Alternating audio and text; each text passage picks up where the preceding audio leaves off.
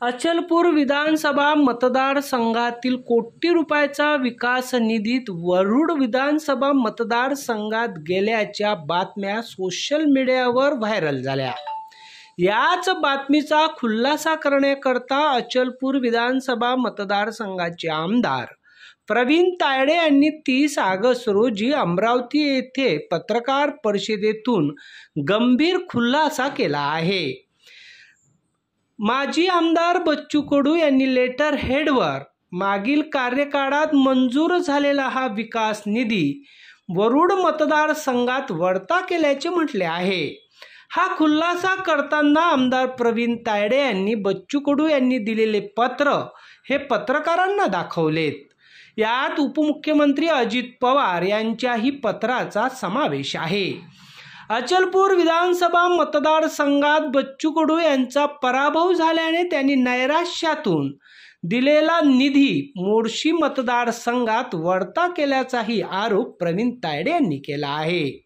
प्रवीण तायडे यांनी अनेक खुलासे या पत्रकार परिषदेतून केले असताना बच्चू कडू यांच्या प्रहार कार्यकर्त्यांनीही आमदार प्रवीण तायडे यांच्या पत्रकार परिषदेनंतर पत्रकार परिषदेतून दावा केला की आमदार बच्चू कडू यांचे हे दिलेले पत्र खोटे असून त्यावर बच्चू कडूंचा कुठलाच संबंध नाही। आमदार आणि सत्ता तसेच पालकमंत्री आणि मुख्यमंत्री भाजपाचे असताना बच्चू कडू कसा निधी नेणार असे प्रतिउत्तर या पत्रकार परिषदेतून प्रहार पदाधिकाऱ्यांनी दिले आहे आणि आमदारांनाच या संदर्भात खुलासा करण्याचे म्हटले आहे। मात्र हा निधी अचलपूर मतदारसंघाचा मोर्शी मतदारसंघात जात असताना निश्चितच सामान्य जनतेच्या विकासाला खीळ पाडणारा आहे।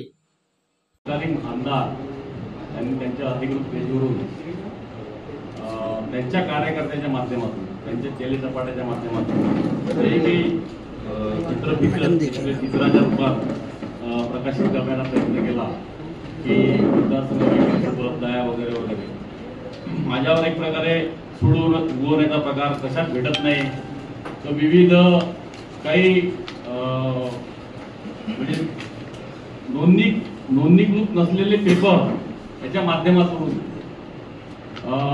राळ उठवण्याचा प्रयत्न, लेख लिहिण्याचा प्रयत्न आम्हाला माहिती आहे। इथं मीडियावाल्यांना पण माहिती आहे की कोणते पेपर नोंदणीकृत नाही आणि जे त्याच्या माध्यमातून लेख लिहिणे वगैरे वगैरे हे प्रकार सुरू आहे। पेड न्यूज ज्याला म्हणतो काही लोकच आहेत तसे। तुमच्यातले अनेक लोक हे अनेक वर्ष मी पत्रकारितेत पाहतोय। मी इथे बसणारे इलेक्ट्रॉनिक मीडिया असतो, प्रिंट मीडिया असतो, इथे अनेक इथे दादा बसले आहे, शैलेश भाऊ आहे, की नाव घेणार नाही पण सगळे लोक जे लोकमतवाले आहेत इथं देशोन्नतीवाले सगळ्याच पेपरची मी म्हणजे मी जेव्हापासून राजकारणात आहे सक्रिय राजकारणात संजीव शेंडे आहे, स्वप्नील आहे, नवाळे आहेत, हे सगळे लोक आणि जोशी आहे हे पण आहेत। म्हणजे सर्वांना मी सर्वांचे नाव घेतले, मला सर्वांचे नाव पाठ आहे आणि परिचित आहे। मी कसं आहे हे तुम्हाला परिचित आहे। आपल्या माझ्यावर जो निधी पळवण्याचा जो आरोप झाला मूळ मुद्दा आहे की मी माझं काम सुरू आहे, शेतकऱ्यांना मदत सुरू आहे, शेतकऱ्यांचे पंचनामे सुरू आहे, त्यांना 8 महिन्यांची मदत म्हणजे 8-10 महिन्यांनी मिळणारी मदत हे 2 महिन्यात मी आणून दिली। त्यानंतर आसेगाव ते अचलपूर जो माझ्या मतदारसंघातला असता तो प्रायोरिटी ह्यामध्ये मंजुरातीसाठी 1 नंबरवर आहे महाराष्ट्रात आणि तो मंजूर सुद्धा होण्याच्या मार्गावर आहे। आणि असं असताना बिल्डिंगचे पगार असो हे असो मी